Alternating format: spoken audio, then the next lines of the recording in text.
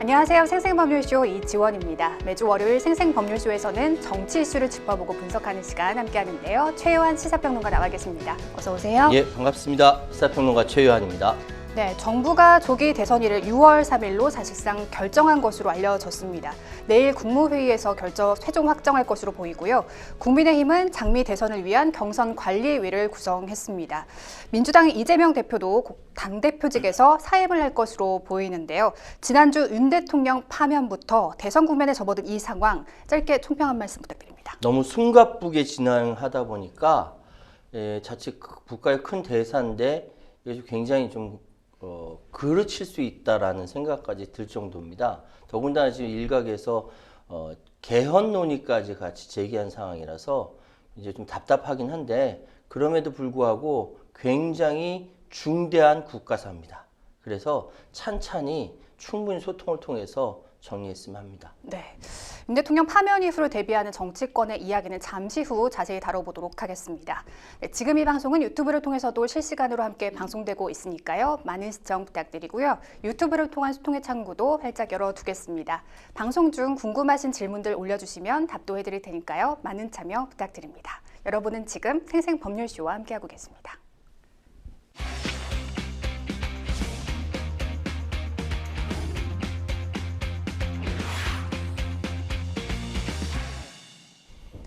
첫 코너 생생코멘트입니다. 생생코멘트는 각 분야에서 화제가 되고 있는 인물들과 이슈를 주제로 그 말을 하게 된 배경과 의미를 자세하게 풀어내는 코너인데요. 정치권에서 어떤 인상적인 코멘트가 나왔는지 하나씩 풀어보도록 하겠습니다. 첫 번째 생생코멘트, 누구의 어떤 말인지 보시죠.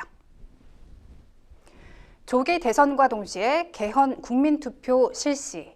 주말 사이 가장 뜨거운 이슈가 됐습니다. 우원식 국회의장의 개헌을 실행할 적기라며 대선일에 개헌 국민투표를 동시에 진행하자는 제언을 했는데요. 어제 우원식 국회의장의 발언 먼저 듣고 와서 이야기 나누겠습니다. 존경하는 국민 여러분, 우원식 국회의장입니다. 저는 오늘 국민 여러분께 이제 신속하게 개헌을 추진하자는 제안을 하고자 합니다. 헌재 선거로 국가적 혼란은 일단락되었지만 대통령 권력을 둘러싼 파괴적 갈등의 소지는 상존합니다. 극단적 대결 정치를 끝내자는 정치개혁 요구, 국민 삶의 질을 바꾸자는 민주주의를 하자는 사회개혁 요구가 개헌으로 집약되고 있습니다. 개헌은 지난 4개월 극심한 갈등과 혼란으로 온 국민이 겪은 고초를 대한민국 대전환의 기회로 바꿔내자는 시대적 요구입니다. 대통령 임기 초에는 개헌이 국정의 블랙홀이 될까 주저하고 임기 후반에는 레임덕으로 추진 동력이 사라집니다. 이 악순환을 반복하지 않으려면 새 대통령의 임기가 시작되기 전에 물꼬를 터야 합니다. 국회 각 정당의 개헌 투표를 위한 국민투표법 개정과 국회 헌법개정특위 구성을 제안합니다. 이번에 반드시 개헌하자는 의지만 있으면 시한을 넘기지 않을 수 있습니다. 논의를 서둘러 주실 것을 각 정당에 요청합니다. 네, 우원식 의장이 쏘아올린 개헌 제안, 어떻게 생각하십니까? 이 우원식 국회의장으로서는 자신의 입장을 이렇게 밝힐 수는 있으나 이 부분이 조금 저는 과연 가능할까라는 생각이 듭니다. 그러니까 우원식 의장이 개헌론을 이야기한 이유는 네. 항상 국면 전환마다 개헌 이야기 나왔어요. 네. 혹시 기억하실는지 모르겠는데 예전에 박근혜 전 대통령이 2016년 10월 달에 국회에 나와서 여러분 이제 개헌을 합시다라고 얘기했었어요. 그랬다가 태블릿 PC 나와서 쑥 들어갔거든요. 왜냐하면 계속적으로 공격을 받는 입장에서 국면을 전환할 필요가 있기 때문에 그렇게 얘기했었고, 얼마 전에 윤석열 이제 전 대통령이죠. 마찬가지로 개헌이 필요하다라는 식으로 얘기했어요. 국면이 전환할 필요가 있기 때문에 그렇습니다. 근데 그거와 달리 우원식 의장은 진정성은 이해합니다. 왜냐하면 지금까지 모든 사람들이 개헌하겠다라고 얘기해놓고서 대통령 딱 되고 나서는 개헌에 대해서 더 이상 이제 진전을 시키지 않았었거든요. 그런데 지난 정권에 그러니까 문재인 정권 시절에, 그러니까 지지난 정권 문재인 정권 시절에 개헌안을 다 마련을 했습니다. 그 다 준비를 했었어요. 근데 그것이 통과가 되지 않았었는데 지금 윤석열 그 우원식 의장이 이야기한 개헌의 내용 중에 굉장히 중요한 것은 이번 조기 대선에 개헌과 개헌 국민 투표를 같이 하자라는 것이 현실적으로 가능한가에 대해서는 좀 고민입니다. 왜냐하면은 저 헌법 불합치 판정을 받은 재외국민 투표권 조항도 개정해서 같이 넣어야 되는데 네. 그러면 그러니까 국내에 거소가 있어야 투표명부에 등재되는 2014년 이 헌법 불합치 판정을 받았죠. 이런 부분 등등 논의할 부분이 꽤 있어요. 왜냐하면은 87년 체제가 잘못됐고 그 헌법이 고칠 필요가 있다는 건 다들 국민적으로 인정은 하나 그것을 지금 이렇게 60일밖에 남지 않은 굉장히 다급한 정치 일정이 남았는데 지금 한다고? 네. 라는 부분은 조금 좀 급한 거 아닌가라는 생각을 합니다. 제가 이렇게 얘기했더니 또 어떤 분이 얘기하냐면 네. 옛날에 87년 6월 항쟁의 결과로 나온 이 헌법도 네. 여야가 한 달 만에 만들어냈다라고 얘기하거든요. 근데 그때는 포인트는 하나밖에 없었어요. 왜? 직선제 개헌. 그리고 그 이전에 얘기했었던 헌법재판소를 만든다라든지 뭐 이런 여러 가지 이야기는 계속 있었는데 직선제 개헌 그것이 가장 중요한 한 포인트였기 때문에 그리고 대통령 임기 몇 년으로 할 것인가 여기에 대한 비하인드 스토리도 많지만 그 얘기는 나중에 하도록 하고요. 그것밖에 없었기 때문에 한 달 만에 끝낼 수 있는데 지금은 전혀 다른 입장, 조건 이런 것이 있기 때문에 과연 가능할까? 우원식 의장의 충정은 이해합니다만 이건 현실 정치권이 받아 안을 수 있을런지는 잘 모르겠습니다. 네, 말씀해 주신 대로 사실 개헌에 대한 필요성이 언급된 게 이번이 처음은 아닙니다. 그동안 굉장히 여러 번 언급되어 왔었는데요. 우 의장은 비상개헌과 탄핵 정국을 치르면서 개헌에 대한 국민적인 공감대가 이루어졌다 이렇게 본 것 같아요. 그러니까 국민적 공감대는 이루어졌어요. 네. 그러니까 뭐 개헌해야 된다라는 것은 아마 대한민국의 유권자라고 한다면 대체적으로 그 생각이 들 거예요. 왜냐하면 현재에 있는 이 헌법이 1987년도에 만들어져서 그 안에 들어가야 할 여러 가지 세세한 그러니까 헌법 불합치 판정 받는 부분들도 있고 여러 가지 바꿔야 할 부분들이 현재의 2025년에 맞지 않기 때문에 그렇습니다. 네. 그런데 이렇게 바꾸기 위해서는 여러 가지 논의된 것들이 많이 있고 진행된 것은 많이 있으나 그런데 왜 하필 지금 대통령 선거가 긴박하게 잡힌 조기 대선이 잡힌 이 상황에서 해야 되느냐라고 했을 때 마음의 준비를 안 한 사람들도 있다. 네. 그래서 그런지 몰라도 지금 우원식 국회의장의 개헌 제안에 국민의힘은 동참하겠다. 그리고 이재명 대표와 민주당은 여기에 대해서 침묵하고 있습니다. 내지 네. 내란 세력에 대해서 일단 정리하고 이 사태가 정리가 되고 나서 개헌 논의해야 된다라고 입장을 바꾸고 있는 이유는 자칫 개헌 논의가 이 모든 것을 다 블랙홀처럼 빨아들일 수 있는 상황이 될 수도 있기 때문에 그렇습니다. 그러니까 쉽게 얘기해서 지금 정부 각 곳곳에 박혀 있는 내란에 동조했던 그 세력들이 살아날 수 있는 구멍을 틔운다라는 차원에서 반대하고 있는 것 같아요. 국민적 공감대는 만들어져 있다. 근데 그것이 왜 지금이냐에 대한 답은 없는 것 같습니다. 네. 말씀해 주신 대로 민주당 역시 달가워하지 않는 분위기입니다. 진성준 정책위의장은 지금 최우선 과제는 내란 완전 종식이다. 그리고 정청래 의원 같은 경우는 상황에 맞지 않는 국회의장 놀이 중단하라면서 우원식 의장을 좀 비난하기도 했습니다. 가장 중요한 건 이재명 대표의 입장인데 오늘 최고위원회의에서 개헌의 필요성에는 공감하지만 내란 종식이 우선이다 이렇게 말했죠.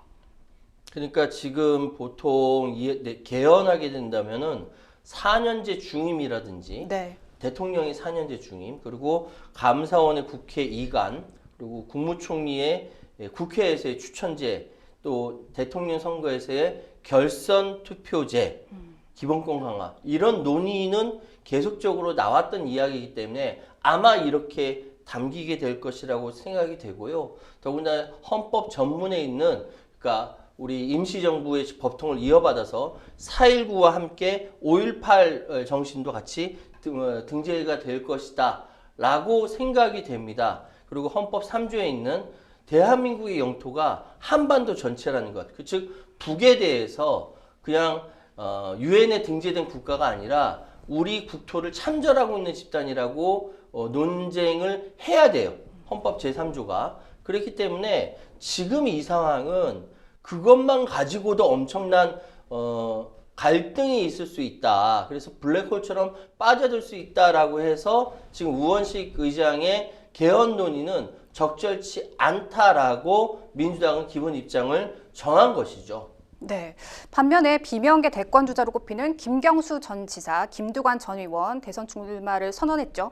김두관 전 의원도 개헌이 필요하다는 입장인데요. 좀 민주당 내 좀 계파 갈등으로 이어질지 않을까 하는 걱정도 듭니다. 근데 민주당 내에 계파 갈등이라고 한다면은 그러니까 커다란 계파 두 가지가 이렇게 부딪혀서 네. 이렇게 갈등이 일어나야 되는데 네. 소위 이야기하는 지금 비명계 그룹핑 되어 있는 사람들은 많지가 않습니다.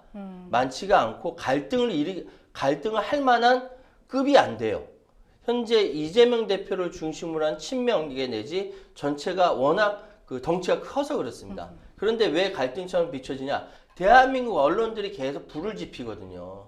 비명계 중심으로 보도하고. 그래서 갈등이 커 보이도록 만드는 겁니다. 언론들 반성해야 돼요. 언론의 그런 프레임으로 인해서 국민들이 좀 그렇죠. 속보이는 측면도 있다고 그런데 보시는데요. 물론 지금 비명계라고 일컬어진 김경수 그 전 경남도지사나 네. 김두관 전 의원이나 다른 사람들이 개헌에 찬성하는 거에 대해서는 저는 이해합니다. 왜냐하면은 지금 상황 그대로 가게 되면 변수 없이 이재명 대표가 대통령 후보가 되고 당선되기 때문에 이 국면을 전환할 필요가 있다라고 해서 아마 뭐 본인들은 그렇게 인정하지 않겠죠. 본인들은 그렇게 인정하지 않겠으나 외부에서 보기에는 국면 전환을 위해서 비명에 찬성할 것이다 라고 보고 있다라는 것이죠.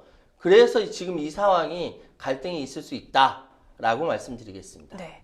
한동훈 전 대표는 시대를 바꾸기 위해 개헌이 반드시 필요하다. 또 안철수 의원은 경선 출마 후보들도 개헌 공약해야 한다라고 말을 했습니다.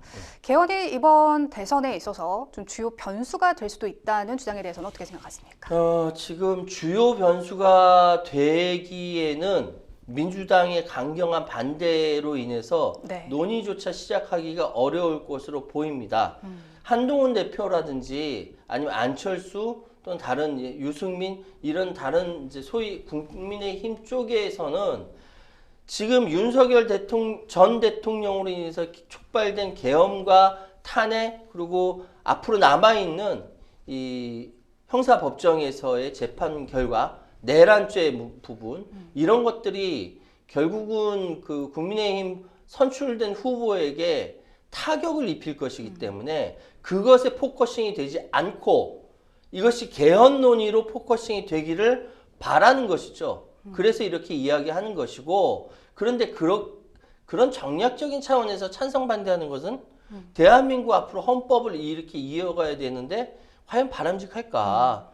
그래서 여기에 대해서 개헌은 꼭 필요하나 그것이 왜 지금이냐라는 것에 대한 답은 안 되는 것 같아요. 그래서 저 역시 개인적으로는 4년 중임제, 양원제 또는 뭐 결선 투표제 등 권력 구조를 개선하는 부분에 대해서는 찬성합니다만 그리고 책임 총리제라든지 여러 가지 시대적인 정신에 반영할 것은 찬성합니다만 그것이 왜 지금이어야 하는지 지금 다 문제가 해결되지 않았잖아요. 소위 얘기하는 윤석열 전 대통령은 관저에서 나오지 않고 관저 정치하고 있단 말이죠. 네. 이런 상황에서 개헌론을 통해서 과연 시선을 분산시키고 프레임을 완전히 이렇게 바꿀 수 있는가? 전 그건 아니라고 봅니다. 그러니까 개헌과 함께 가져갈 경우 좀 국민들의 관심이 양분될 수도 있기 때문에 양분 정도가 아니에요. 개헌이라는 것은 네. 오히려 이렇게 더 빨아들일 수 있다라는 생각이 들거든요. 개헌 쪽으로 더 관심을 더 일으킬 그럴 수 수 있군요. 있죠. 충분히 개연성이 있고 네. 선거에 우리의 대표자를 선출하는데 개헌 논의에 엉뚱한 지역적인 부분이 영향을 미칠 수 있다는 네. 것이죠. 북에 대해서 어떻게 보냐라는 것이 전체 큰 부분이 아닌데도 오로지 그것만 가지고 문제를 일으킬 수 있다라는 차원에서 본다면 개헌 논의는 이후에 해도 늦지 않다라는 생각이 드는 것입니다. 네. 정말 이 시기에 가장 중요한 게 무엇이냐를 먼저 따져놓고 그것에 집중해야 할 시기인 것 같습니다. 예. 이어서 두 번째 생생 코멘트 만나보시죠. 좌절하지 말라. 여러분 곁 지키겠다. 자신의 편에 선 지지자들을 향해 관저에 칩거 중인 윤석열 전 대통령이 파면 직후 메시지에 이어 또 한 번 입장문을 냈습니다. 이번에도 승복한다는 메시지, 또 국민을 향한 사과도 없었습니다. 왜 이러는 걸까요? 왜 이러냐면요. 자신은 아직도 한국 정치에 영향력을 많이 미칠 수 있고, 네. 그리고 여전히 파면되었지만 그 영향력으로 한국 정치를 좌지우지할 수 있다라고 생각하기 때문에 그렇습니다. 보통 이전에 파면된 사람은 한 사람밖에 없었으니까 박근혜 전 대통령 같은 경우도 승복을 했어요. 그 즉시 승복하고 사과까지 하고 그랬는데 지금 나온 메시지들은 승복이 없어요. 보세요. 자유와 주권을 위해, 이거는 이제 오늘 나온 거지 않습니까? 아, 어제 나온 거구나. 그러니까 여러분의 지지자를 여정은 결집하려는 메시지로도 읽히고 여기서 자유와 주권 수호에 싸운 여러분이 누굽니까? 지지자들 얘기하는 거지 네. 않습니까? 저는 대통령직에서 내려왔지만 늘 여러분 곁을 지키겠습니다. 몇몇 농객들이 이미 간접적으로 사과하고 승복한 거라고 얘기하는데 사과와 승복은 그런 거 아닙니다. 예? 잘못했습니다. 제가 부족해서 이런 일을 당하게 됐습니다. 국민 여러분께 심심한 위로와 사과의 말씀을 올립니다. 라고 해야 사과인 거예요. 왜 간접적으로 사과합니까? 탄핵된 사람이 직접 사과해야죠. 그리고 관저에서도 지금 나오지도 않고 박혀서 자기 지지자들한테 계속 싸워라. 헌재에 저항하고 국가 공권력에 저항하고 서부지법 폭동을 일으켰던 것처럼 계속 폭동을 일으켜라고 메시지를 내는 거하고 뭐가 다릅니까? 그래서 이 사람을 감옥에서 내보내면 안 되는 거였어요. 그래서 지기현 판사와 심우정 검찰총장이 책임져야 되는 부분인데 결국 이렇게까지 복잡해지는 것이죠. 네, 민주당은 윤 전 대통령의 메시지와 관련해서 상황 노릇을 하고 있다. 대한민국을 흔들고 있다고 비판을 했습니다. 앞으로 윤 전 대통령이 정치를 계속하려는 걸까요? 정치를 못합니다. 하려고 해도 못한다. 하려고 해도 못하는데 네. 이런 식으로 정치를 할 수는 있어요. 자기의 메시지를 내보내서 지지자들을 규합하고 선동하고 그 벌어진 정치 일정에 대해서 계속적으로 흔드는 이런 정치를 할 수 있다는 것이죠. 굉장히 저열한 정치입니다. 지금 많은 사람들이 이미 지난 4월 4일 11시 22분을 기해서 이미 윤석열 대통령 역사의 뒤안길로 빠진 것으로 다들 인식하고 있습니다. 그런데 그거를 시간을 거꾸로 되돌려서 역사의 흐름을 되돌려서 여전히 윤석열 대통령이 복귀하고 다시 통치할 수 있을 거라고 착각하는 사람들, 몇몇 사람들을 규합하려고 하는 이런 저열한 관저 정치가 한국에 계속 통용되어야 하는가에 대해서 굉장히 오히려 참담한 생각이 들고요. 지금은 지기현과 심우정을 통해서 감옥을 탈출하는 내란숙의 모습을 보시는 겁니다. 저거 얼마나 속 터지는 얘기입니까? 그렇기 때문에 이러한 정치 앞으로 계속될 수 있는데 우리 국민들은 분별해야만 합니다. 네. 일각에서는 김건희 그 여사가 직접 정치 무대에 나설 것이라고 보는 이야기도 슬슬 들려오고 있더라고요. 현실적인 가능성이 있을까요? 네. 우리 카메라 감독님도 웃으셨어. 지금 김건희 여사는 지금 도이치모터스 주가 조작부터 시작해서 양평고속도로, 명품백, 뭐 여러 가지 분야에 있어서 남편인 윤석열 전 대통령과 함께 혐의를 갖고 있습니다. 앞으로 지금 수사를 받게 되고 그 수사 결과에 따라서 처벌받아야 되는 사람인데 방금 이야기했던 것처럼 김건희 여사가 정치에 나선다라고 하는 사람들도 있더라고요. 나서 보라고 하십시오. 우리 국민들이 과연 그걸 인정할 수 있나? 국회의원이 아니라 뭐 시의원, 구의원도 제대로 못할 것이다. 그런 생각이 합니다. 네, 윤 전 대통령은 헌법재판소의 파면 결정 이후 명시적으로 승복하겠다는 메시지를 낸 적이 없습니다. 또한 12.3 내란 사태에 대한 반성이나 사과도 하지 않았는데요. 이 윤 전 대통령의 태도 어떻게 봐야 할까요? 우리는 보통 이렇게 대한민국이라는 공동체, 아니 거기까지 가지 않더라도 네. 우리끼리 모이는 커뮤니티 내에서도 서로 굳이 얘기하지 않더라도 암묵적으로 인정하는 룰이 있습니다. 룰. 네. 그 룰, 예를 들어서 우리 친구들끼리 같이 모여서 즐겁게 술자리를 가졌다. 그런데 이걸 누가 내가 내겠다라고 하지 않는 이상 그냥 자연스럽게 우리 각각이 계산하자라고 해서 그렇게 계산하는 것이 말을 하지 않아도 통하는 룰입니다. 일반 법무도 그러한데 이게 대한민국 공동체에서 지금까지 통용되었던 헌법재판소로부터 파면받던 파면 결정이 된 대통령이 지금 국민들에 대해서 사과의 메시지조차 내지 않은 상태에서 지지자들을 규합하고 그 지지자들로 하여금 정치투쟁을 할 수 있도록 선동한다라는 것은 이 사람 아직 정신 못 차렸다는 얘기고요. 여기에 대해서는 철저히 단절을 하고 단죄를 해야 제2의 전두환, 제3의 전두환이 나오지 않는다라고 생각을 합니다.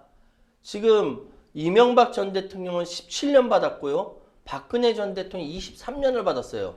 근데 지금 내란죄로 구속되면 최소한 무기에서 사형입니다. 그런데 저 정신 못 차리는 사람이니 이런 사람이 2년 반 동안 대한민국의 대통령이었다는 것이 통탄스러울 뿐입니다. 네, 이 가운데 윤 전 대통령의 관저 퇴거 시점이 관심을 모으고 있습니다. 9일 전후로 나온다는 언론 보도가 나왔는데요. 사실 이 얘기가 나오자마자 저는 문 전 대통령 그 퇴임식 하루 전에 청와대를 나오지 않았습니까? 그 장면이 가장 먼저 떠오르더라고요. 많은 사람들이 그런 생각을 해요. 네. 아니 문재인 대통령 같은 게 하루 전에 나가라 해서 호텔에서 기거했다 그 다음 취임식을 갔는데 네. 지금 이 상황은 정말 말도 안 된다라고 이야기를 하고 있고 상식적이지 않아요. 뭐 대한민국의 2024년도에 계엄령이 선포되는 상식적이지 않은 일을 벌인 사람인데 끝까지 상식적이지 않은 거 뭐 그거야 뭐 우리 국민들도 아마 넌더리를 낼 것이다라고 생각을 하는데 관저 퇴거 시점이 지금 내일 모레 오늘이 7일이니까 8, 9일이라고 합니다. 과연 어느 동네에서 어떻게 살지 모르겠으나 뭐 전임 대통령의 기밀을 다뤘기 때문에 네. 최소 10년은 경호를 받을 수 있거든요. 그래서 전두환도 끝까지 경호받으면서 살았어요. 나중에 사설경호원 채용해서. 이런 상황이라고 한다면 과연 국민들이 전임 대통령으로서 존경할 수 있을 것인가? 존경 못합니다. 감옥 가야 된다고 생각할 거예요. 또 용산 관저에 좀 정말 천문학적인 예산이 들어가지 않았습니까? 그렇죠. 네. 네, 사실은 대통령 관저라는 것은 대통령직을 수행하는 사람이 국가의 모든 기밀을 다 이렇게 가지고 이걸 통해서 대통령직을 수행하기 때문에 여기에는 육해 공군이 다 함께 모이는 정보 그리고 여기에서 위해가 생기면 안 되기 때문에 방공망까지 갖춰 있는 굉장히 기밀 요새 같은 곳이에요. 근데 여기에 계속 예산이 퍼부어지고 있는 것이죠. 굳이 용산으로 가지 않아도 청와대에서 기존 시스템 가지고 할 수 있는데 새롭게 돈이 들어간 겁니다. 이게 1조 원 이상이라는 얘기가 있지 않습니까? 그래서 하루빨리 이 부분에 대해서는 정리가 되어야 된다. 우리 지금 이 시대는 윤석열과의 단절의 시대로 돌아가야 된다라고 말씀드리겠습니다. 네, 윤 전 대통령의 행보, 국민의힘의 조기 대선에 임하는 과정에서 전혀 도움이 될 것 같지는 않습니다. 어떻게 보시는지요? 맞습니다. 지금 제가 여러 번 여기에서 이 방송에서 말씀드렸고 네. 국민의힘 대변인이라든지 이런 사람들이랑 같이 방송에서 항상 이야기했던 것이 지금 국민의힘은 윤석열 전 대통령과 결별하지 않으면 절연하지 않으면은 TK 지역당으로 몰락해서 결국은 소멸할 것이라고 계속 얘기해 왔습니다. 한두 번 얘기한 게 아니에요. 계속 얘기했어요. 근데 얘기를 안 들어요. 예, 안 들을 수밖에 없는 게 그 지역에 이렇게 지지 기반을 둔 TK 영남 의원들이 다수를 점유하고 있기 때문에 그런 것이죠. 결국은 그렇게 해서 없어질 겁니다. 그래서 사실은 이번 탄핵 사건이 TK 영남 지역당으로 들어간 지옥문이 열렸다. 그렇게 저는 평가하고 있습니다. 네. 국민의힘이 내란 정당이라는 꼬리표를 떼기 위해서는 윤석열 전 대통령과 좀 선긋기를 해야 한다는 목소리가 높아지고 있는 가운데 국민의힘이 과연 앞으로 어떤 행보를 이어갈지도 관심을 갖고 지켜봐야겠습니다. 이어서 세 번째 생생 코멘트 만나보시죠. 4월 4일 국가기념일 제정하자. 윤 전 대통령이 파면당한 날을 국가기념일로 제정하자는 파격적인 발언인데요. 과연 누구의 말일까요? 네, 국민의힘 김상욱 의원입니다. 윤 전 대통령 탄핵에 찬성했다가 여권에 눈밖에 난 인물이죠. 네, 맞습니다. 저는 이제 김상욱 의원이라는 사람이 보수에서 굉장히 귀한 존재라고 생각을 해요. 왜냐하면은 상식적으로 일반 국민들의 눈높이에서 보수의 가치를 설파하면서 보수는 이래야 된다는 모습을 보였던 거의 유일한 사람이기 때문에 그렇습니다. 그런데 이제 4월 4일 국가기념일 제정하자는 의도를 보니까 왜냐하면은 이전에 있었던 쿠데타를 통해서 집권했던 사람들을 제대로 처벌하지 못했어요. 한 번도 그런 적이 없었죠. 예를 들어서 5.16 군사 쿠데타를 통해서 집권한 박정희 전 대통령 같은 경우는 11.6 사건을 통해서 부하의 총에 맞아 사망을 했고요. 지금 5.17 비상계엄 확대를 통해서 실질적으로 권력을 쥐고 있었던 전두환 소장이 결국 등극하게 된 것. 5.18 처벌을 통해서 처벌을 했습니다만 제대로 처벌된 것이 아니거든요. 나중에 사면 받고 뭐 이렇게. 그래서 이런 상황에서 계엄을 통해서 친위 쿠데타가 실패했고 그것을 4월 4일 대한민국의 헌법을 통해서 제대로 단죄한 첫 번째 사례라고 볼 수 있습니다. 아직 관저 정치하고 있습니다만 조만간에 처벌받을 것이라고 보이고요. 첫 번째 사례로서 처벌받았다면 엄중해야 된다는 차원에서 4월 4일은 국가기념일로 제정하자라고 이야기를 한 것으로 이해는 됩니다.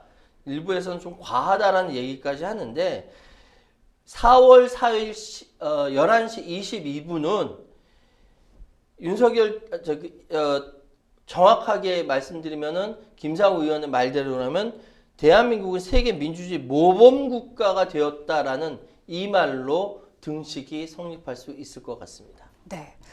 근데 반면 김상욱 의원의 발언으로 여당 의원들은 폭발했습니다. 비공개 의원총회에서도 생각이 다르면 자기 길을 가야 한다. 이렇게 격양된 반응이 나왔다고요? 그러니까 국민의힘 입장에서는 4월 4일 날 4대4 기각이 나올 것이다 라고 생각하면서 굉장한 희망회로 뇌피셜을 돌렸는데 8대0 전원일치 파면 결정이 나왔으니 얼마나 큰 충격이겠습니까? 저는 계속 8대0이라고 말씀드렸죠. 이 시간에도 계속 말씀드렸어요. 그런데 그런 충격적인 상황 앞에서 4월 4일을 국경일로 제정해야 한다라고 이야기한 김상욱 의원이 얼마나 밉겠습니까? 아마 충격이라고 생각되고요. 그래서 지금 안 그래도 왕따를 당하고 있는데 SNS 단체 대화방에서도 계속적으로 비판을 하고 있다라고 합니다. 뭐 그렇게 이제 윤석열 전 대통령의 파면에 대해서 아직 현실 부정을 하고 있는 것이죠. 빨리 절원하고 조기 대선 가서 보수가 살 생각을 해야 되는데 보수가 살려면 김상욱을 전면에 내세워서 이게 사태를 수습해도 모자랄 지경에 김상욱을 일방적으로 이렇게 매도하고 있는 것이 저는 좀 답답하네요. 근데 국민의힘도 탄핵 심판 선고 이전에도 어떻게 보면은 조기 대선을 준비하는 모습을 좀 보이지 않았습니까? 과연 그 탄핵이 기각되거나 각하될 거라는 걸 몰랐을까요? 그러니까 개별적으로 홍준표라든지 뭐 오세훈이라든지 소위 지금 여당이 아니에요. 이제 제2당이에요. 대통령이 없어졌으니까. 지금 국민의힘 내부에서 개별적으로 준비는 했습니다만 당 차원에서 해야 한다라는 것이 없었기 때문에 말씀드리는 거고, 그리고 일각에서 4대4 기각이 날 거에서 5대3 각하가 나올 것이다 라는 식의 네. 이야기가 근거 없이 나왔는데 이것이 신념으로 굳어진 거죠, 국민의힘은. 그러다가 이렇게 8대0 전원 파면이 나오니까 이렇게 충격이 더 큰 것이죠. 제 생각에는 당 내에서는 8대0 인용이 될 것이다라고 아는 사람들이 분명히 있었어요. 분명히 있었는데 감히 밖으로 말을 꺼내지 못했던 것이고, 그렇기 때문에 조기 대선 준비해야 된다라고 생각은 하지만 그거 준비를 못했던 것 아니냐. 저는 개인적으로 이렇게 생각하고 있습니다. 네. 그럼 이제 김상욱 의원을 제명해야 하느냐를 두고 여당 지도부도 곤혹스러울 것 같은데요. 윤리위를 열어 징계를 하자니 조기 대선 앞두고 집안 싸움 하느냐는 비판이 나올 수밖에 없는 상황입니다. 이 김상욱 의원의 거취 어떻게 될까요? 지금 김상욱 의원 같은 경우는 제명을 하려면은 윤석열 전 대통령이 당원 제1호니까 그리고 헌법에 의해서 헌법재판소에서 파면당한 사람이니까 윤석열 전 대통령을 제명해야지 왜 나를 제명하냐? 라고 이야기를 합니다. 이게 논리적 정합성은 있는 이야기잖아요. 명백하게 반민주적이고 반헌법적인 행동을 한 사람에 대해서 헌법재판소에서 파면 결정을 했으면 그거를 파내야 되는 것, 당적을 파내야 되는 것은 당연한 것이죠. 그러니까 이게 논리적으로는 이게 말이 맞지 않으니까 당 지도부는 좀 당황스러운 거고, 뭐 당 내에 조기 대선 앞두고 서로 싸워야 되느냐라는 이야기는 격가지예요. 그거 주변에서 그렇게 얘기한다고 해서 아유 그래야 되나? 이게 아니라 무시하면 되는 거였는데 이 논리적 정합성을 깨지 못하기 때문에 그런 겁니다. 김상욱 의원 얘기가 100배 1000배 맞는 소리죠. 김상욱이 뭘 잘못했습니까? 보수의 본류로서 쿠데타를 반대한다. 이런 대통령 탄핵돼야 된다. 결국은 헌재에서 파면까지 받았는데 이게 뭐가 잘못된 거예요. 근데 그거를 당을 추출하려고 하다 보니까 결국은 국민의힘은 스스로 내란 당이라는 것을 자임하게 되는 것이기 때문에 논리적 정확성이 안 맞는 거예요. 그래서 이런 고민이 있다라고 생각이 되는 것이죠. 어쨌든 지금 상황은 여전히 국민의힘은 이 내란 사태에 대해서 반성도 없고 내부 이견 없는 전일적인 정당으로 가려고 하는 것 같습니다. 무슨 봉선당입니까? 네, 지금까지 생생 코멘트 만나봤고요. 저희는 뉴스픽스로 다시 돌아오겠습니다. 여러분은 생생 법률쇼와 함께하고 계십니다.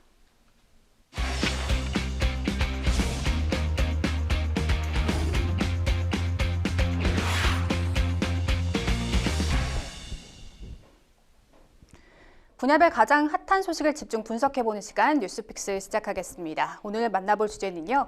장미 대선 레이스 시작, 운명의 60일 향방은입니다. 오늘 이재명 대표는 우원식 국회의장의 조기 대선 개헌 동시투표 제안에 대해서 사실상 반대했습니다. 4년 중임제는 논쟁의 여지는 크고 실제로 결과는 못 내면서 논쟁만 격화하는 어쩌면 국론 분열의 원인이 될 수도 있다고 주장을 했는데요. 평론가님, 가장 유력한 대권 주자인 이재명 대표의 반대 어떻게 들으셨습니까? 이재명 대표가 반대하면은 대한민국 정치 상황은 돌아가지 않습니다. 왜냐? 지금 대한민국은 정치권은, 경제는, 사회는, 문화는 이재명을 중심으로 돕니다. 국민의힘도 이재명을 중심으로 돌아요. 왜? 기승전 이재명이거든요. 더불어민주당은 당연하죠. 이재명 대표를 중심으로 돌고 있습니다. 나머지 부분들도 마찬가지예요. 이재용 삼성전자 회장을 만났더니 이 주가가 올라가요. 뭐 이런 상황까지 벌어지고 있으니까 현재 대통령 선거에 출마한다라고 여겨지는 이재명 대표야말로 변하지 않는 상수일 수밖에 없는 것이죠. 그런데 이재명 대표가 지금 개헌에 대해서 부정적입니다. 이유는 아까 말씀드렸던 것처럼 개헌과 대선이 함께 벌어질 경우 완전히 이게 블랙홀처럼 빨려 들어가거나 지역적인 문제로 대선에 크게 영향을 미칠 수 있다는 판단 때문에 그런 것이죠. 그렇기 때문에 사실 개헌 논의는 조만간에 수면 아래로 잠재워질 것이다. 다만 한 가지, 대선 주자들 사이에 대선 공약으로 아마도 헌법은 이렇게 고쳐져야 한다 라고 하면서 이야기 나올 수 있고 그걸 가지고 대선 토론은 진행될 수 있을 것이다 라고 생각합니다. 네. 관련해서 유시민 작가가 이전에 그런 말을 했습니다. 탄핵 이후에도 분명 개헌 논의를 꺼내면서 이재명 대표 흔들기에 나설 것이다.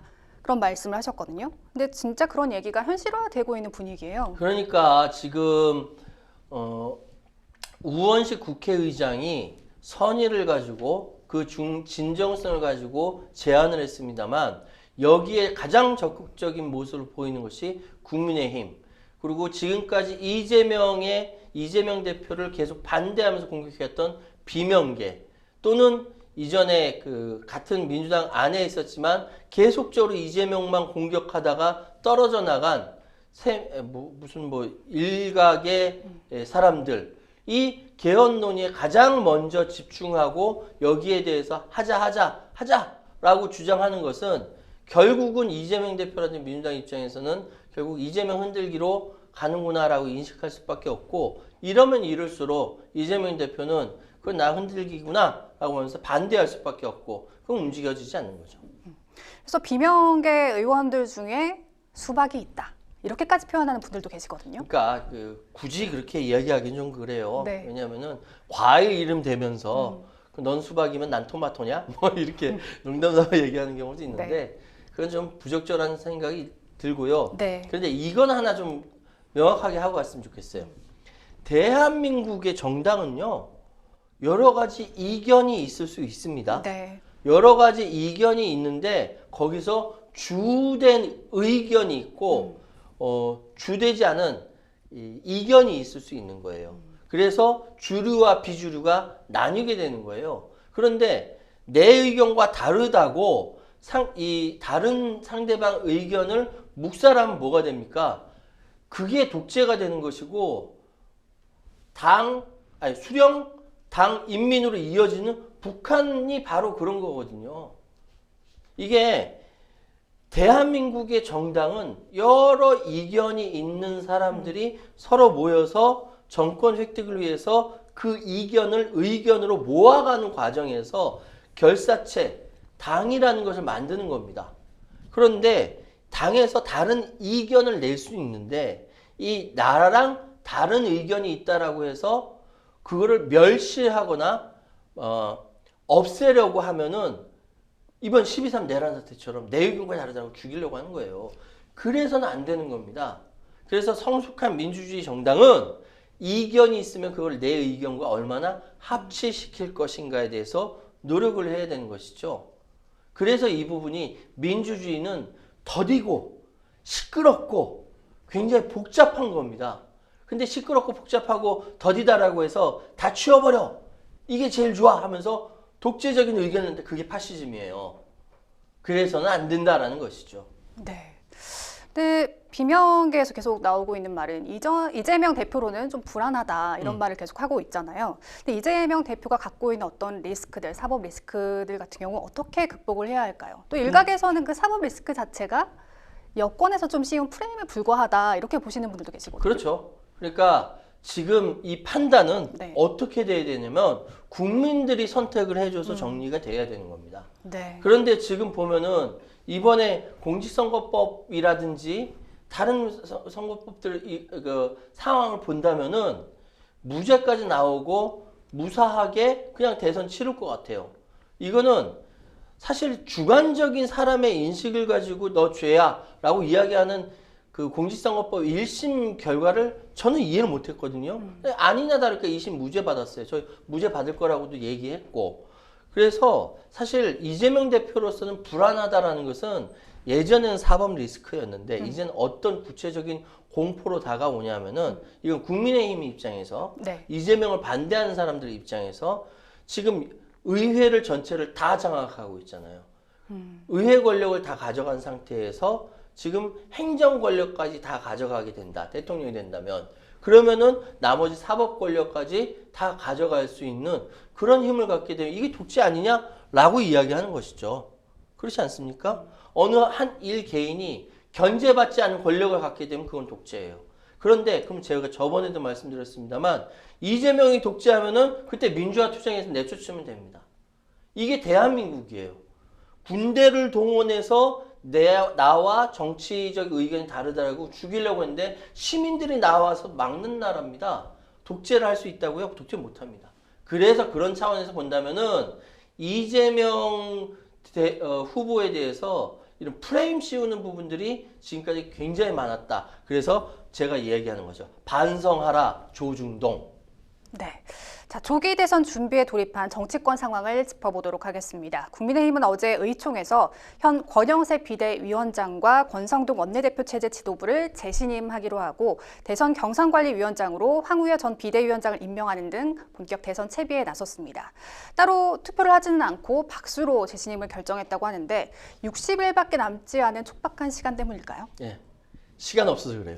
그리고 맡아서 할 사람도 별로 없어요. 네. 황우여 전 비대위원장은 이번에도 뭐 공관위원장이 돼가지고 뭐 한다는데 현재 국민의힘은 네. 자신감이 없습니다.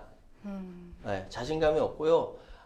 지금 원래 이렇게 대통령이 탄핵되는 데까지 여당 대표가 여전히 비대위원장이죠. 권영세 비대위원장이 당대표가 아니었습니다. 근데 그대로 간다라는 것은 더 이상 권영세, 권성동 말고 다른 걸 맡을 만한 사람이 없다라고 되는 그러니까 굉장히 자신 없는 모습이죠. 이게 과연 이제 바람직할 것인가에 대한 논의는 많이 있으나 어쨌든 처지가 참 딱하게 됐습니다. 네. 그래서 국민의힘 의총에서 윤석열 전 대통령을 제명하기보다는 김상국 의원이 나가야 한다는 목소리가 높았다고 하는데 또 이 가운데 나경원 의원이 지난 주말 윤 전 대통령 제안으로 관저에서 1시간가량 차담을 나눈 것으로 알려졌습니다. 어떤 대화가 오고 갔을까요? 아마도 나경원 의원에 대해서 대통령 선거에 출마할 것이냐 네. 또는 당대표를 할 것이냐 예전에 당대표 나온다고 했을 때 내가 김기현을 내세워서 주저앉힌 거 미안하다. 뭐 이런 이야기들 나오지 않을까라는 생각이 들고요. 저는 나경원 의원이 잘 이해가 되지 않는 것이 분명히 탄핵된 전 대통령을 집에 가서 만나서 1시간 동안 차를 마시면서 이야기한 것이 자신의 앞으로의 정치 비전, 발전에 과연 도움이 될 것인가 동작에서 다시 재선할 생각을 갖고 있는가? 저는 아니라는 생각이 들어요. 나경원 의원은 다음 선거에서는 이번에 대선에 출마하지 않으면은 당대표를 노리면서 대구 쪽으로 가서 공천 받으려고 하지 않을까라는 생각이 들고요. 관제에서 1시간가량 차담을 나눈 그 내용은 잘 모르겠으나 나경원 의원의 앞으로의 정치적 비전은 없다라고 제가 말씀드리겠습니다. 네. 또 많은 국민 여러분께서 궁금해하실 점이 조기 대선이 과연 언제 치러지냐일 텐데 한덕수 권한대행이 내일 국무회의에서 조기 대선 날짜를 6월 3일로 확정하게 될 것으로 보입니다. 민주당 이재명 대표는 당 대표직을 내려놓고 공식적으로 대선 출마 선언에 조만간 나설 것이라고 관측이 나오고 있습니다. 이 이재명 대표의 대세론 앞으로도 지속될까요? 오늘 여론조사를 보니까 뭐 양자 대결했을 때 50%를 넘는다라고 하더라고요. 네. 저는 꼭 50%가 넘는 그 이재명 대표의 현재의 상황이 이재명 대표에겐 굉장히 좋을지 모르겠으나 이것이 바람직하다라고 보기는 어려워요. 네. 왜냐하면은 대세론이라는 것이 금방 깨질 수 있기 때문에 그렇습니다. 그런데 지금 대선 주자 양자 가상 대결 여기 김문수 홍준표가 나왔습니다만 김문수 홍준표가 아니라 한동훈이라든지 뭐 유승민이라든지 다른 그 어떤 사람이 안철수라든지 이렇게 이름이 들어간다 해도 이 상황과 거의 변하지 않을 것이라고 보이거든요. 차기 대통령으로서 이재명 대표가 대통령이 될 가능성은 굉장히 높으나 문제는 이것이 네. 언제까지 지속될 수 있을 것인지 네. 이거는 조금 고려해 볼 필요가 있다. 결코 마음 놓을 사항은 아니다. 내란이 지속되고 있기 때문에 그렇습니다. 네. 자, 이런 가운데 조국 혁신당에서는 공동 후보 선출을 위한 오픈 프라이머리를 거듭 제안하기도 했습니다. 이재명 대표가 받아들일까요? 이 부분에 대해서 이재명 대표 이야기보다는 네. 김병주 최고위원이 이런 얘기를 했어요. 네. 일부에서 진보 진영 일부에서 오픈 프라이머리가 이재명 대표의 경쟁력에 도움이 될 수 있다라고 주장까지 했는데 네. 여기에 대해서 확률도 적고 당 규모 면에도 맞지 않은 제안이다. 그리고 만약 혁신당 후보가 대선 주자로 될 가능성이 있으면 흥행 카드가 되겠지만 민주당 입장에서 오히려 당 자체 경선보다도 더 경쟁력이 약할 것이라고 설명했습니다. 다시 말씀드리면 지금 조국혁신당은 조국혁신당 자체 내부의 경쟁력 강화를 위해서 전체 뭐 예를 기본소득당이라든지 다른 당들까지 다 포함하는 전체 민주당 포함 오픈 프라이머리를 하자, 다 모여서 하자라고 하는데 워낙에 민주당 덩치가 크다 보니까 경쟁이 안 되는 거예요. 왜 UFC 그 경쟁도 비슷한 체급끼리 붙이 한쪽에 어마어마한 헤비급이 나오고 한쪽에는 라이트 플라이급 뭐 이렇게 다 붙지 않거든요. 네. 싸움을 안 해봐도 마찬가지예요. 그러니까 김병주 최고위원이 이런 덩치 규모도 맞지 않는데 오히려 민주당 경선을 더 크게 하는 것이 더 유리하지 이거는 맞지 않는 것이라고 사실 다 거절했거든요. 이재명 대표는 여기에 대해서 이야기하지 않을 겁니다. 네. 예, 아니, 이야기하지 않고 다른 사람이 이야기하는 걸로 정리할 걸로 보입니다. 그렇기 때문에 국민의힘 대선 후보 경선에 더 큰 관심이 집중되고 있는 건 사실인 것 같습니다. 네. 지금 국민의힘에선 김문수, 홍준표, 한동훈, 오세훈, 안철수 등 거론되는 잠룡이 아주 많은 상황입니다. 이 후보군에 대해서는 어떻게 보십니까? 지금 상황에서는 김문수 고용노동부 장관이 후보가 될 가능성이 가장 높죠. 왜냐하면 그렇습니까? 아스팔트 우파들의 지지를 굉장히 많이 받고 있기 때문에 네. 당내에서 생각할 때 김문수가 될 가능성이 크다라고들 얘기하는데 이게 본선 경쟁력이 있겠느냐라고 했을 때 본선 경쟁력은 없거든요. 그래서 나머지 이야기가 홍준표, 한동훈, 오세훈, 안철수 등 그리고 원희룡에 빠졌습니까? 원희룡도 있고 여러 사람들이 많이 있어요. 그런데 여기 지금 상황이 뭐냐면은 홍준표 대구시장과 오세훈 서울시장은 일단 명태균 리스크 때문에 안 돼요. 그렇죠. 그게 해소되지가 예, 않죠. 그게 해소가 되지 않기 네. 때문에 될 가능성은 없다. 그리고 남는 사람은 한동훈, 안철수, 뭐 원희룡, 나경원 몇몇 사람이 될 텐데 지금 아무리 내부에서 싱크탱크를 가동하고 뭐 여론조사를 해보고 자체 준비를 한다 해서 과연 그 이재명 대표를 뛰어넘을 수 있는 그러한 그 지지세와 비전이 되겠느냐, 비전 제시가 되겠느냐. 국민의힘 자체가 윤석열 전 대통령과 절연하지 않은 상태에서 과연 이게 가능하겠는가? 그럼 유일하게 남는 사람은 한동훈밖에 없다라는 거예요. 한동훈밖에 없다라는 것인데 한동훈 전 비상대책위원장은 전 대표는 그 당 내에서 배신자 프레임에 쓰여 있어서 그러니까요. 예, 이게 비토당하고 있거든요. 네. 그러니까 국민의힘이 사실 생각이 있는 사람은 이러지도 못하고 저러지도 못하는 그런 상황에 걸려 있는 거 아니냐. 그럼 이준석 의원은 또 어떻습니까?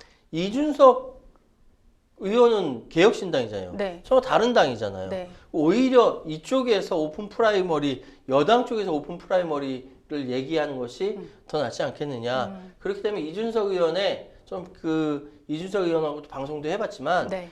이준석 의원을 중심으로 전체 여당, 그러니까 국민의힘을 다 잡아먹고 싶은 욕심이 있거든요. 그럴 만한 사람이고. 네. 그런데 이준석 의원 역시 명태균 리스크에 사로잡혀 있기 때문에 쉽지 않습니다.